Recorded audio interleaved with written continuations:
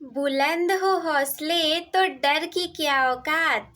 जब बुलंद हो हौसले तो डर की क्या औकात, और जब ले ही लिया फैसला तो पीछे हटने की क्या बात। हेलो मेरे प्यारे स्टूडेंट, स्वागत है आप सभी का आपके favourite YouTube channel smart student with Shraddha में। तो मेरे एक सब्सक्राइबर ने कमेंट किया था कि दीदी मेरी मैथ बहुत ज़्यादा वीक है, तो मैं इसे अच्छा कैसे कर सकता हूँ। बोर्ड एग्जाम भी होने वाले हैं, भला मैं इतने कम समय में अच्छी सी तैयारी कैसे करूँ। तो आपने पूछा था तो आपकी दीदी उसका जवाब कैसे नहीं देती, चलिए बताते हैं आज की इस वीडियो में। सबसे पहला है बेसिक कॉन्सेप्ट। अगर आपको अपनी मैथ अच्छी बनानी है और आपको जोड़ घटाना गुणा भाग डेसिमल का नहीं आता, मतलब दशमलव का नहीं आता, भिन्न का जोड़ घटाना गुणा भाग करने नहीं आता, छोटा छोटा एलसीएम एचसीएफ करने नहीं आता, तो भला कैसे आप गणित लगा पाएंगे। तो सबसे पहले अपने बेसिक कॉन्सेप्ट को क्लियर करना है। अब कुछ लोग तो बोलेंगे कि दीदी हमारे तो एग्जाम्स होने वाले हैं, हम बैठ गए बेसिक कॉन्सेप्ट सीखने, तो हम अपनी पढ़ाई कब करेंगे। तो अगर आप वैसे रहेंगे तो वैसे भी आपकी पढ़ाई नहीं होगी। इससे अच्छा 1 घंटे ज़्यादा दे करके सबसे पहले बेसिक कॉन्सेप्ट को क्लियर कर लीजिए, उसके बाद अपनी पढ़ाई को आगे लेकर के जाइएगा। और कुछ अलग से नहीं पढ़ना, आप पहले तो वही सारे कॉन्सेप्ट सीखिए जो कि आपके एग्जाम में आने वाले हैं, मतलब कि आपकी बुक में दे रखे हैं। उसके बाद दूसरा है डेली स्टडी। क्या होगा कि जब आपने बेसिक कॉन्सेप्ट क्लियर कर लिए होंगे तो ऐसा नहीं कि चलो मुझे आ गया छोड़ देते हैं, तब तो कुछ नहीं हो पाएगा। जब सब कुछ क्लियर हो गया तो डेली पढ़ाई करनी पड़ेगी। अब ऐसे ही मैं आप लोग को अपना एग्जाम्पल दूं, ऐसे ही थोड़ी ना मेरे 100 में से 100 नंबर आ गए हैं मैथ में। मैं ना डेली 20 से 25 सवाल डेली लगाती थी, और इससे क्या हुआ कि 1 साल कंप्लीट होने तक एक सवाल को मैं 10 से 12 बार लगा चुकी थी। अब वो सवाल तो एग्जाम में आएंगे नहीं, लेकिन हाँ उससे रिलेटेड तो क्वेश्चंस आएंगे ना। तो लगाते लगाते की आइडिया तो हो ही गया था कि क्वेश्चंस को कैसे हल करना है। तो आपको करनी पड़ेगी डेली स्टडी। तीसरा है फॉर्मूला याद करें। और कौन कौन से फॉर्मूले, अलग से मत कुछ याद करने लगेगा क्योंकि आपके पास समय की कमी है। फॉर्मूला भी आप वो याद करिए जो कि आपके बुक्स में दे रखे हो। फॉर्मूला ही नहीं याद रहेगा, सारा सवाल ही गलत हो जाएगा। तो फॉर्मूला याद करना है। और अगर आपको मैथ में टॉपर बनना है तो आप अपनी ऐसे नॉर्मल लाइफ जीने की तमन्ना तो छोड़ ही दीजिए कि हाँ मैं एकदम नॉर्मल से डेली खाली 2 सवाल लगा रहा हूँ, आ रहा है चाहे नहीं आ रहा है मतलब नहीं है, और मैं टॉप कर लूँगा दीदी के बताए गए टिप्स को ऐसे ही 1-2 बार बस सुन करके। ऐसा कुछ नहीं होगा। मेरा काम है बताने का, जब तक आप उसे फॉलो नहीं करते तब तक मैं उसकी गारंटी नहीं लूँगी कि आप टॉपर बनेंगे या नहीं बनेंगे। मेरा काम है बताने का, मैं बता दे रही हूँ, आपका काम है उसे फॉलो करने का।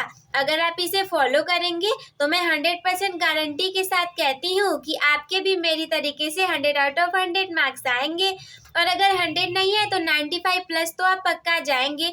लेकिन हाँ शर्त ये है कि आपको मेरे बताए गए टिप्स को फॉलो करना है।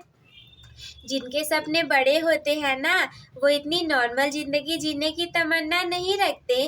रात को 1 बज जाता है, 2 बज जाता है पढ़ते पढ़ते, केवल इसलिए कि एग्जाम में एक एक नंबर की लड़ाई है, बस इसीलिए। चलिए हम अगले पॉइंट को बातें करते हैं। चौथा पॉइंट है हमारा प्रीवियस ईयर क्वेश्चन पेपर को सॉल्व करना। लास्ट सब लोग बोलते हैं कि लास्ट 3 से 4 साल या 5 साल तक के प्रीवियस ईयर क्वेश्चन पेपर को सॉल्व कर लीजिए। 3-4 साल नहीं, 5 साल तक का आप सॉल्व कर लीजिए। उससे क्या होगा कि एक आइडिया मिल जाएगा कि कैसे कैसे मैं इस क्वेश्चनों को हल कर पा रहा हूँ कि नहीं कर पा रहा हूँ। और जैसे क्वेश्चन आए रहेंगे ना एग्जाम में, आपके एग्जाम में भी वैसे ही क्वेश्चन आएंगे। तो प्रीवियस ईयर क्वेश्चन को सॉल्व करना मत भूलना। केवल प्रीवियस ईयर क्वेश्चन सॉल्व करने से ही आपके 80% प्लस मार्क्स आ जाएंगे, और बाकी के जो 20% है वो तो आपकी हार्ड और स्मार्ट स्टडी से आएंगे। उसके बाद 5वां है मॉक टेस्ट देना। मॉक टेस्ट देना कितना ज़्यादा ज़रूरी है। जब आप सारे टेस्ट देंगे तो अगर आपका वो सवाल टेस्ट में गलत हो गया तो आपको याद रहेगा कि ये सवाल मेरा टेस्ट में गलत हो गया, अब इसे मैं एग्जाम में सही कर दूंगा। जब एग्जाम में आप वो सवाल देखेंगे तो बोलेंगे अरे इस सवाल को तो ये तो मेरा टेस्ट में सही था या फिर गलत हो गया था, ये तो मुझे आ रहा है, पहले मैं इसी को करता हूँ, इसी को करती हूँ। तो ऐसा भी होता है, टेस्ट देने से आपकी तैयारी होती रहती है। तो सारे मॉक टेस्ट को अटेम्प्ट करना है। उसके बाद छठवां है डाउट क्लियर करना। पता है एक टॉपर कैसे बनता है? क्योंकि उसके पास डाउट्स नहीं होते। पता है उसके पास जो भी डाउट रहेगा, छोटा या बड़ा, वो तुरंत जाकर के मैम से, सर से पूछेगा, अपने टीचर से पूछेगा। वही जो नॉर्मल स्टूडेंट होते हैं वो क्या करेंगे, उनके मन में डाउट चल रहा है, वो पूछेंगे ही नहीं, और इसी डाउट के चलते उनके एग्जाम में अच्छे नंबर नहीं आ पाते। फिर वो एक एवरेज स्टूडेंट की कैटेगरी में आ जाते हैं। जो टॉपर होता है उसे इस बात से कोई फर्क नहीं पड़ता कि लोग उसके बारे में क्या सोचेंगे, वो तो बस अपने डाउट क्लियर करता रहता है। उसके बाद सातवां है स्टडी मटेरियल का यूज करना। स्टडी मटेरियल में वो भी अच्छे स्टडी मटेरियल का यूज करना। कैसे? जैसे कि वो बुक मत पढ़िए जिससे कि क्वेश्चन एग्जाम में नहीं आएंगे। आप नॉलेज के लिए पढ़ सकते हो, लेकिन अगर आपका टारगेट केवल और केवल बोर्ड एग्जाम है, टॉपर बनना है, तो अलग से आप चीज़ों को मत पढ़िएगा। एनसीईआरटी को फॉलो करिए, एनसीईआरटी पैटर्न के ही क्वेश्चन आए रहते हैं। अगर आपके अंदर इतनी क्षमता है कि आप एनसीईआरटी को सॉल्व कर ले रहे हैं, तो ये बाकी सारे बुक्स तो आप ऐसे ही चुटकियों में सॉल्व कर लेंगे। इसके बाद आठवां है टाइम मैनेजमेंट, जो कि बहुत ज़्यादा जरूरी है। मेरी तो एक फ्रेंड थी, उसका आता हुआ 20 नंबर का क्वेश्चन छूट गया क्योंकि टाइम मैनेज नहीं कर पाई थी। टाइम मैनेजमेंट कैसे होगा? बिल्कुल आराम से सारे काम खत्म करके 3 घंटे के लिए बैठ जाइए और बैठ करके एक पेपर ले लीजिए, क्वेश्चन को सॉल्व करिए। देखिए कि आप 3 घंटे में सॉल्व कर पा रहे हैं कि नहीं कर पा रहे हैं। कर पा रहे हैं तब तो बहुत अच्छी बात है। और आपको ट्राई क्या करना है कि अगर आपका पेपर 3 घंटे का है तो आपको उस पेपर को 2 से ढाई घंटे में ही सॉल्व कर लेना है, ताकि जो एक्स्ट्रा टाइम आपके पास बचे आप पेपर को दोबारा रिवीजन कर सकें, दोबारा सारे आंसर को चेक कर सकें, ताकि अगर उनमें कोई भी गलती हो तो आप उसे सुधार सकें। उसके बाद 9वां है रिवीजन करना। रिवीजन मस्ट है, सभी लोग को रिवीजन करना है। अगर आप रिवीजन नहीं करते तो पढ़ी हुई चीज़ों को भूल जाएंगे, और कई सारे मैथ को सवाल तो ऐसे होते हैं जो कि रिवीजन से ही हमें याद रहते हैं, हम उनके फॉर्मूले ही भूल जाएंगे कैसे याद करना है। पता चला इधर एक्स गुणे के रूप में, इधर भाग के रूप में जाएगा तो इधर भी गुणे के रूप में भेज दिए, गलत हो जाएगा ना। बार बार रिवीजन करने से ही आता है। Revision is the key of success, मतलब कि रिवीजन बार बार दोहराना आपकी सफलता का कारण बनेगा आपके टॉपर बनने की जर्नी में।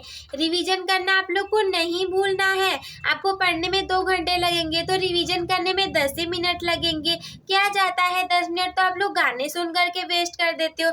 10 मिनट उस चैप्टर को रिवाइज कर लिया करो।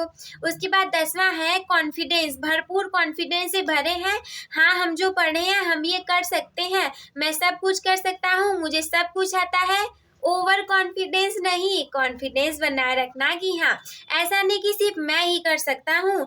कॉन्फिडेंस ऐसा होना चाहिए कि मैं भी कर सकता हूँ, अगर कोई है जो मुझसे ज़्यादा मेहनत कर रहा है तो वो भी कर सकता है। पर हाँ, लो कॉन्फिडेंस नहीं रखना कि जो पढ़े हैं उसे भी गलत करके चले आए। मान लीजिए 4 चैप्टर्स हैं, आपने 3 ही पढ़ा, तो चौथे के चक्कर में मत पढ़िए। तैयारी इतनी रखिए कि अगर उन तीनों में से कोई क्वेश्चन आए तो आप उसे जरूर से जरूर हल कर पाएँ। तो ये थे मेरे पूरे के पूरे 10 पॉइंट। आई होप कि आप सभी लोगों को समझ में आ गया होगा। तो अंत में मैं वही कहूँगी जो कि हर वीडियोस में कहती हूँ, आप लोग भी साथ साथ बोलिए, स्टार्ट करिए कि अपने टॉपर बनने की जर्नी एक टॉपर के साथ शुरू करने के लिए चैनल को सब्सक्राइब करना ना भूलें। अगर आप लोग को ये वीडियो अच्छी लगी हो तो इसे लाइक कर दीजिएगा। पता है आपके लाइक करने से ये वीडियो और भी ज़्यादा लोगों तक पहुंचती है, और आपका एक लाइक हमारे लिए मोटिवेशन का काम करता है। तो एक लाइक करने में क्या ही जाता है। अगर वीडियो अच्छी लग रही है तो लाइक कर दीजिए। हमें कैसे पता चलेगा कि हम जो आप लोग को बता रहे हैं वो आप लोग को अच्छा लग रहा है या नहीं लग रहा है। और अपने उन सभी दोस्तों के साथ शेयर कर दीजिएगा जिनको कि गणित बहुत ज़्यादा कठिन लगता है और उन्हें कुछ भी समझ में नहीं आता।